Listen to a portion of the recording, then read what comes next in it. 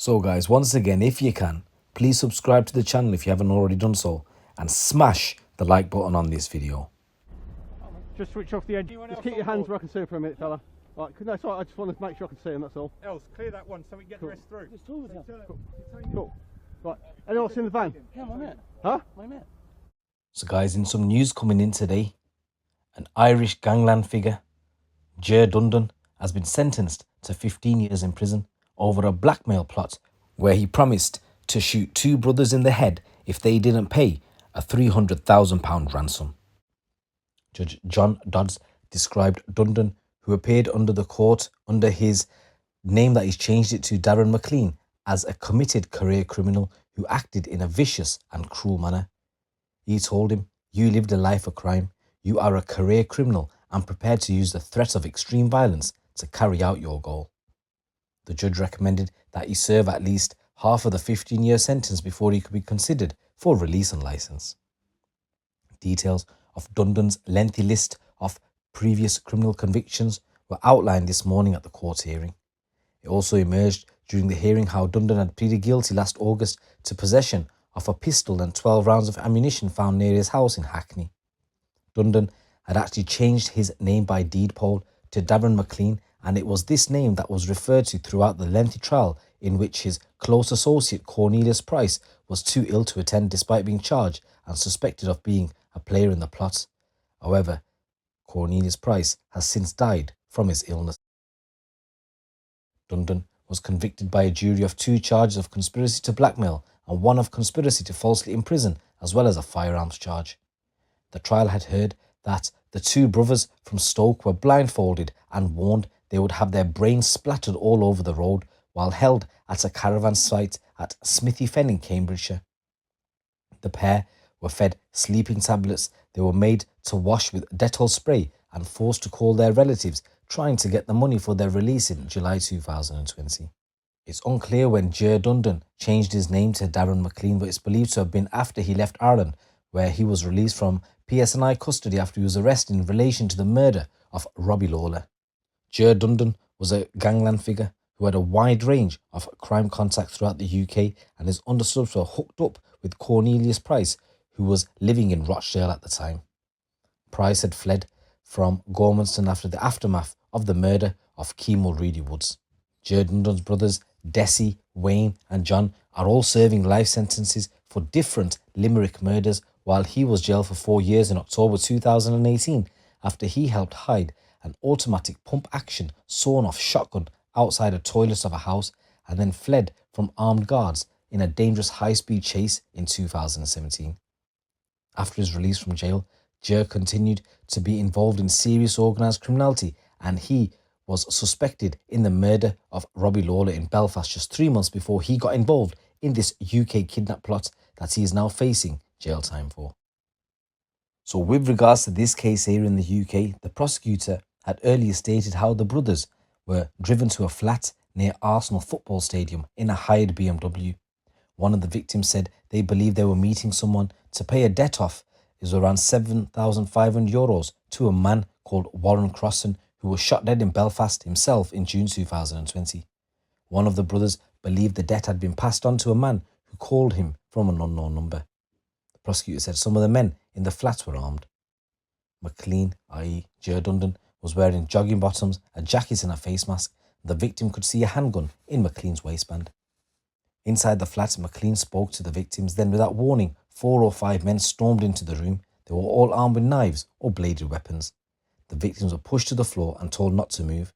Mobile phones and wallets were taken from them. Between them, they were carrying over £2,000 in cash, and the car keys to a BMW were also taken. The victims' hands were bound with by parcel tape, and they were led from the flats. They were held against their will at different locations and blackmailed, the prosecutor said.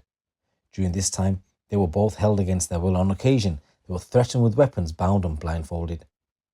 They were first held for a number of hours in a fenced or caged area in a disused warehouse where they were warned not to touch anything or else they could be electrocuted.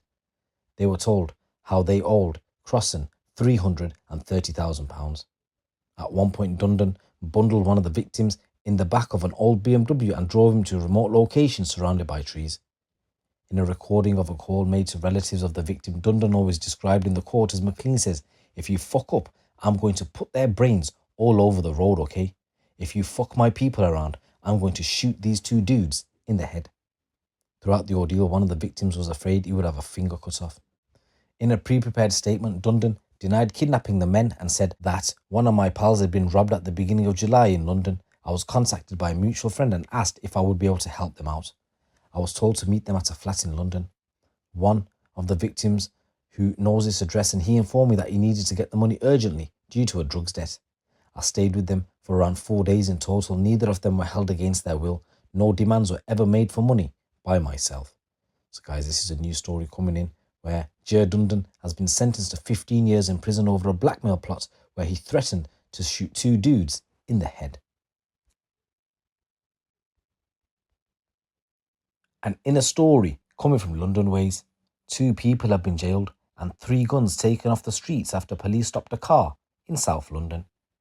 Officers stopped a car in Thornlow Road in West Norwood on April the 10th last year, while on an operation and found a loaded revolver in a handbag on the driver's seat. The driver, Renee Cox, who's 21 of Brixton, and the passenger, Donald Morgan, who's 22 of Brixton, were arrested. Morgan's DNA was run through the National Police database, linking to 2 other guns that officers had recovered from a property in Lambeth on the 31st of March 2022. 2 sawn-off shotguns and 112 rounds of ammunition were found hidden in a cupboard in a property. At the time of the raid, the property was unoccupied and there were no registered tenants. Morgan was charged with 3 counts of possession of a firearm with intent to endanger life and 2 counts of possession of ammunition with intent to endanger life. Cox was charged with 1 count of possession of a firearm with intent to endanger life and 1 count of possession of ammunition with intent to endanger life in relation to the revolver in the handbag. Morgan was sentenced at Croydon Crown Court to 16 years, 4 of which would be served on licence, and Cox was sentenced to just 5 years. Detective Constable Harry Ford from the Met Specialist Crime Command said, "As police officers, we regularly see the grave consequences of gun crime, and across the Met, we are committed to reducing violence on the streets of London. I am pleased this proactive operation has resulted in 3 potentially lethal weapons being taken out of the hands of 2 dangerous offenders." And guys, in this next story, a drug dealer has been jailed for 13 years after police caught him with 10 kilos of cocaine in a cardboard box. At around 2 o'clock on February the 24th, Arthur Salmon was caught transferring cardboard boxes between a van and a car in Tring. A search was carried out and each of the boxes was found to contain 10 kilos of coke. Salmon was arrested and taken into custody. He told officers he did not know what was in the boxes. However, he was also found to be in possession of 2 burner phones. A search of Salmon's van revealed it had been adapted to allow him to conceal large amounts of drugs. Detective Constable Jack Brackley from the Met Specialist Crime Command said, "There is a proven link between drugs and violent crime, and all too often we see shootings and stabbings that are linked to the supply of drugs. We are committed to do all we can to stop that, and I am pleased Salmon has received a custodial sentence." So guys, once again, if you can, subscribe to the channel if you haven't already done so, and just smash the like button on this video and leave a comment below and I'll respond back. It's your boy GC. Keep it locked, keep it real.